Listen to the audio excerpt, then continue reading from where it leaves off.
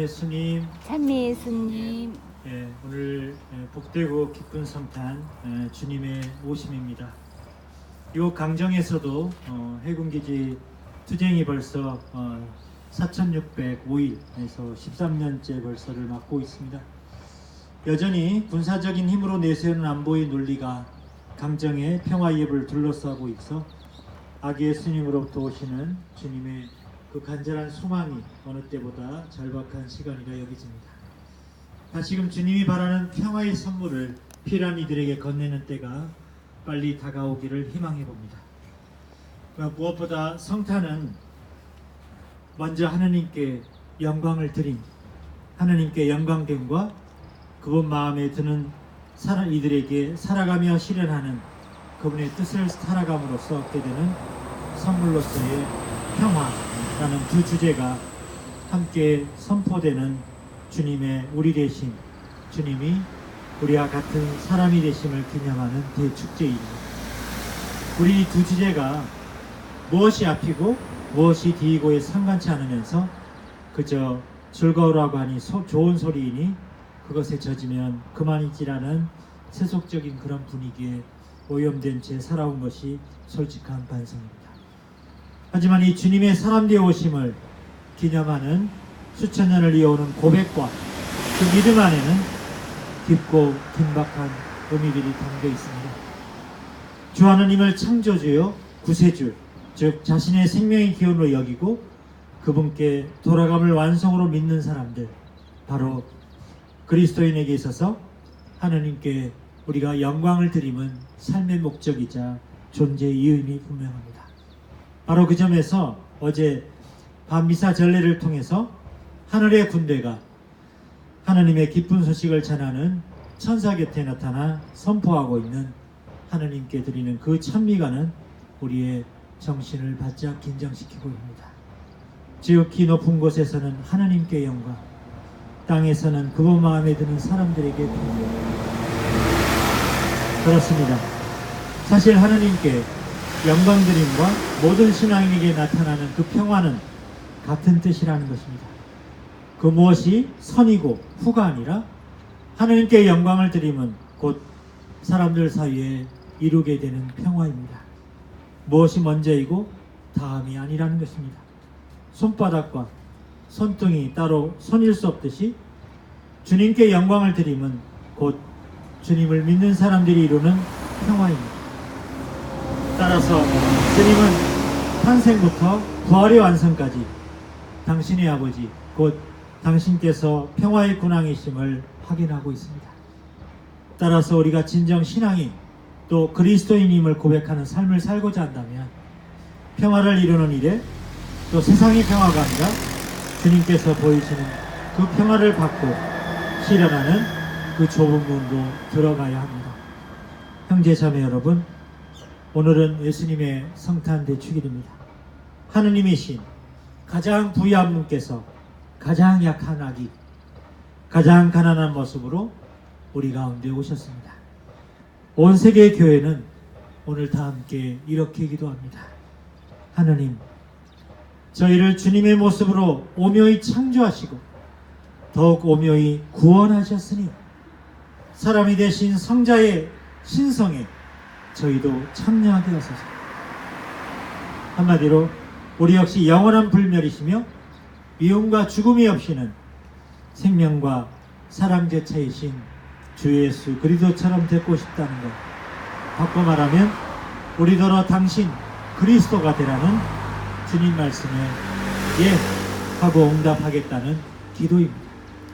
우리를 대신하여 수백 년에 앞서서 지혜로운 예언자 이사야는 제1독서에서 이렇게 하나옵니다. 얼마나 아름다운가. 산 위에 서서 기쁜 소식을 전하는 이의 저 발, 평화를 선포하고 기쁜 소식을 전하며 구원을 선포하는가. 너희 하나님은 임금이시다 하고 시온에게 말하는구나. 들어보아라. 너의 파수꾼들이 목소리를 높인다. 다 함께 환성을 올린다. 주님께서 시온으로 돌아오심을 그들은 직접 눈으로 본다. 다 함께 기뻐하며 환성을 내라. 주님께서 당신 백성을 이루하시고 예루살렘을 구원하시고 주님께서 모든 민족들이 보는 앞에서 당신의 그 거룩한 팔을 걷어붙이시니 땅끝들이 모두 우리 하느님의 구원을 보리라. 이렇게 이사야 예언자의 말씀이 실현됨을 바라보게 된 첫 번째 신앙 공동체 히브리서의 제자 공동체는 드디어 구원의 복음을 선포합니다. 제2독서를 보면 하나님께서는 아드님을 만물의 상속자로 삼으셨을 뿐만 아니라 그분을 통하여 온 세상을 만들기까지 하셨습니다. 아드님은 하나님의 영광의 광채이시며 하나님 본질의 모상으로서 만물을 당신의 강력한 말씀으로 지탱하십니다. 그분께서 죄를 깨끗이 없애신다. 하늘 높은 곳에 계신 존엄하신 분의 오른쪽에 앉으셨습니다.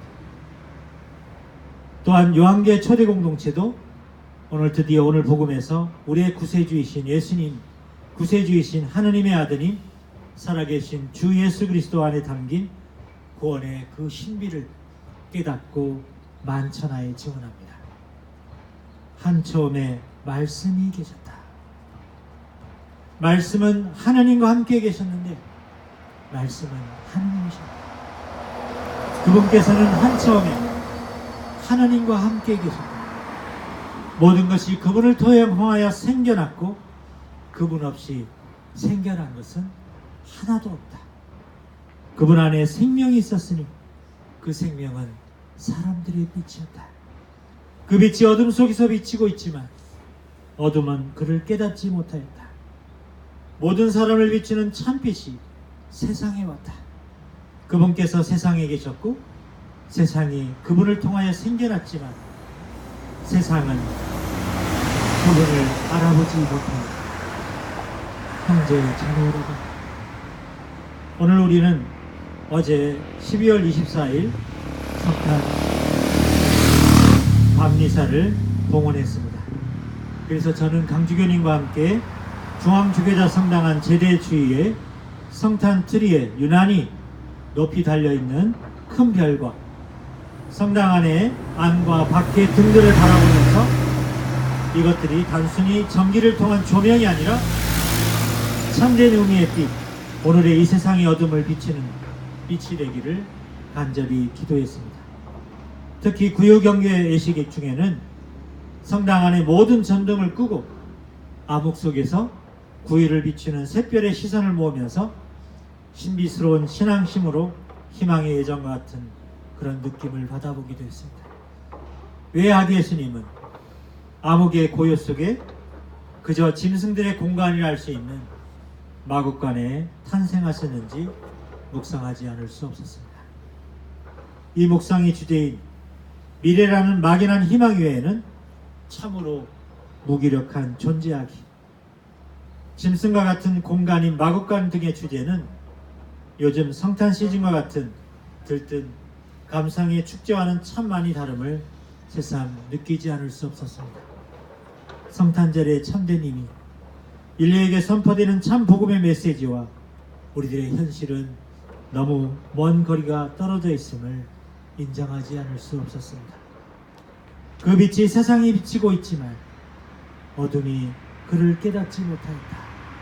라는 오늘 복음의 말씀대로 세상의 삶과 실존들을 환하게 비치고 있지만 어둠의 그림자들은 아직도 폭넓게 널려있고 이 빛을 받지 않으려고 위장하고 또 허위와 거짓들의 장벽을 치고 있습니다. 지난 1년간 우리 한반도에서 벌어진 가슴 아픈 현상은 생명의 유린 현상들, 가진 것이 없는 사람들에게 가해지는 모래와 몰매와 무시들, 나아가 그들의 생명까지 힘있는 자들의 정서에 기대어 범죄로 치부된 채 저승으로 가거나 감옥으로 밖에 갈 데가 없는 아픔을 보여준 수많은 인권 침해와 갑질 사건들, 그리고 자연과 생태계의 지속적이고 악역할 정도의 파괴의 시도들, 정치와 경제 논리로 모든 사람다움을 거부하며 몰아치는 국가 사업이 있습니다. 당장만이 아니라 요즘엔 제주의 뜨거운 감자인 제2공항을 둘러싼 논의들이 그것입니다. 이는 탐욕의 바벨탑을 종교인들조차 근본 정신 차원에서 반대하고 우리보다 앞서 체험한 선진국들의 후회와 반생마저도 아랑곳하지 않으면서 교회의 심각한 우려마저도 거부하고 외면하고 왜곡하는 현실을 온몸으로 받아 안을 수밖에 없습니다. 인간의 어두운 본성인 탐욕이 죄를 낳는 모습을 너무도 열실히 확인하고 있고 곧이어 결코 원하지 않지만 그 범죄는 그들만이 아닌 우리 모두의 죽음을 가져오리라는 경고가 너무나 두렵게 다가옵니다. 우리의 신앙의 존재의 이유는 우리만 살고자 도피함이 아니라 다 함께 살아있고자 그 뿌린 탐욕을 백일하에 드러내고 그 탐욕의 바이러스에 오염되지 않으면서 죄에 승리하는 길만이 진정 모두가 사는 길임을 선포합니다. 안타깝게도 교회 내에서 마저도 그러한 근본적인 진실을 외면해버린 채 당장의 경제이익과 편리함의 생각과 행동 방식이 습성화된 성직자, 평신도들은 오히려 겉과 속이 다름을 노골적으로 드러내며 자신들의 위선을 포장하기도 합니다. 하지만 아무리 밝게 빛나는 별빛을 덮거나 없애려고 해도 이 빛은 더욱 넓게 이 세상을 비추게 된다는 가르침을 오늘 복음은 우리에게 확인하며 선언합니다. 육화된 하느님이신 예수님의 인간적인 삶이 모두 복음이자 이 복음을 받아들여 인간 삶 안에 구체적으로 실천하는 것이 바로 본연의 참된 신앙이요 신심이라고 가르치고 있습니다. 2019년 현재 우리 국민의 절반이 예수님을 믿고 따르는 그리스도인입니다. 남한의 대통령을 비롯해서 그를 둘러싸고 있는 고위 정치인들이 그리스도 신자들입니다. 하지만 내놓으라는 지도급의 그리스도인들은 신심 따로 정치 따로라는 이중인격, 이중의식의 구조를 지니고 살아갑니다. 주교회의 한국주교단의 일치된 가르침을 정면으로 거부하고 반대하는 대한민국 천주교 수호모임 대수천을 비롯해서 천주교 신자 정치인들도 여럿 있습니다. 이들에게는 신앙이란 자신이 이 세상에서 보다 즐겁게 만족하며 살아가기 위한 건강 증진과 같은 하나의 정신문화의 범주죠. 어찌 보면 살아가는 장식품일 뿐입니다. 동시에 이들과 함께 잘 맞아떨어지는 국가의 일부 지도자들마저도 우리를 때로는 어리둥절하고 나아가 우울케 하는 경우까지 생긴 우리들의 한 해를 또 한 번 보내고 있는 중입니다. 하지만 역사는 준엄합니다. 그래서 결코 잊지 않습니다. 당대의 석학 중 하나인 러시아의 현인 톨스토이는 고통받은 민중의 고난에 동참하지 않는 이는 평신도이든 성직자이든 간에 그는 그리스도인이 아니다라고 선언했습니다. 자신만의 시대를 인생의 전부로 아는 이들은 신앙인이 결코 될 수 없습니다. 하나님 말씀이 이루어지는 성경들을 읽어보십시오. 주 예수님이 오심을 선언하는 오늘 이사야 예언자는 주님 오심을 700년 전에 선포했으며 그 시련은 700년이 지나서 이루어졌습니다. 당대 그것도 자신의 민족과 쾌락만을 바라보고 즐기는 사람들은 구원의 영역에 속한 이가 될 수 없음을 성경은 오늘도 증언하고 있는 것입니다. 오늘의 그리스도 교회, 한국 천주교회는 진정으로 성탄절 밤에 참빛이신 예수님을 과연 선포하고 있습니까? 예전에 개신교 잡지인 기독교 사상 2010년도 10월로 특집란에 이런 물음을 던진 적이 있었습니다. 당신들의 종교는 안녕하신가? 바로 한국의 3대 종교의 현실과 문제점을 직접적으로 다룬 내용입니다. 결론적으로 말하면 시대정신과 동떨어져 있는 개신교, 근대화의 안목과 역량이 부족한 불교, 권력과 만mon의 유혹에 빠져버린 천주교를 진단한 내용이었습니다. 참빛의 역할을 하는 종교가 본인의 사명을 벗어나 있는 현실과 문화의 범주로 체제와 제도만의 수호자요, 물량적인 욕구 충족의 지향성이 가득하다는 뼈아픈 지적의 내용입니다. 또한 이러한 현상의 근저에는 거대한 자본과 경제 논리가 작동하고 있고, 이것이 바로 성경 속의 바벨탑, 만몬의 노예와 도구화로 종교를 오염시키고 있다는 지적입니다. 우리는 다시 한번 오늘 복음의 묵상의 주제, 아기로 오신 주 예수 주 하나님, 바로 미래라는 막연한 희망 외에 참으로 무기력한 존재하기, 짐승과 같은 공간인 마국간 등을 담고 있는 이 주제는 요즘 성탄신과 같은 들뜬 감상의 축제와는 많이 다름을 세상 느끼지 않을 수 없습니다. 무엇보다도 성탄절의 참된 의미와 인류에게 선포되는 참 복음의 메시지와 우리의 현실은 여전히 먼 거리가 떨어져 있음을 인정하지 않을 수 없습니다. 구원의 메시지는 지금도 더 이상 지금의 교회로는 전할 수 없는 수렁에 빠져 있음을 우리는 인정하지 않을 수 없습니다. 그러기에 우리는 결연히 살아날 수밖에 없습니다. 숨겨진 위장된 논리가 판치는 세상에서 우리 교회는 진정 참빛을 비추는 본연의 사명을 잃어서라도, 또 잃어서도 잊어서도 안 됨을 선언합니다. 성탄의 참 메시지는 우리 각자에게 지나가면 그만인 뉴스가 아니라 우리의 생을 바로잡아 생을 방향 잡아주는 영원한 생명의 열쇠이기 때문입니다. 간혹 광화문 집회 현장에서 들려오는 모습을 보면 어느 땐 우리 교회 역시 어디까지 막 나갈 수가 있는가를 확인할 때도 있습니다. 한 번은 전국 여러 곳에 모여드는 사제들이 길거리 미사를 비롯해 우리 사회 안에서 생명을 살리겠다는 교회적인 투쟁으로 단식기도와 노숙을 하고 있었습니다. 하지만 이들에게 보여진 신앙의 형제라고 하는 고위 성직자와 일부 평신도들의 냉대와 무시와 탄압과 같은 행동은 많은 것을 깨닫게 해주었습니다. 교구 사제임을 떠나서 천주교 신자임이 부끄러울 정도로 슬픔을 느꼈던 그때가 지금도 가슴을 무겁게 합니다.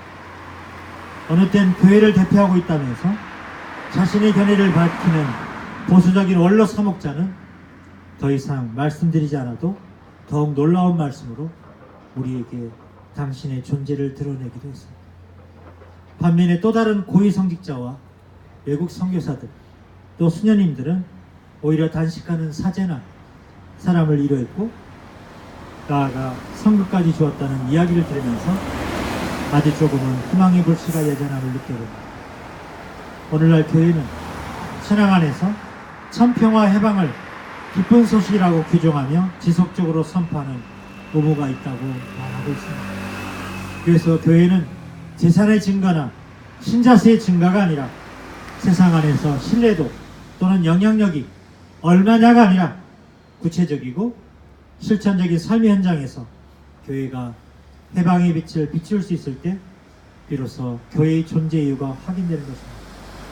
그래서 우리의 사회와 가정 안에서 교회 구성원 모두가 평화의 임금이신 주님을 닮아 평화의 도구가 되어 평화를 이루어 나갈 때 우리의 영원한 그 생명은 제 모습을 드러낼 것입니다.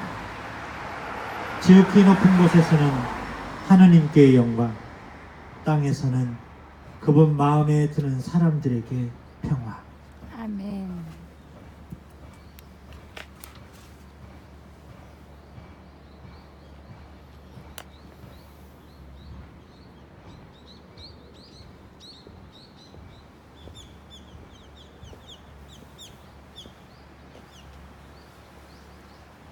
모두 일어서시겠습니다. 전능하신 천주 성부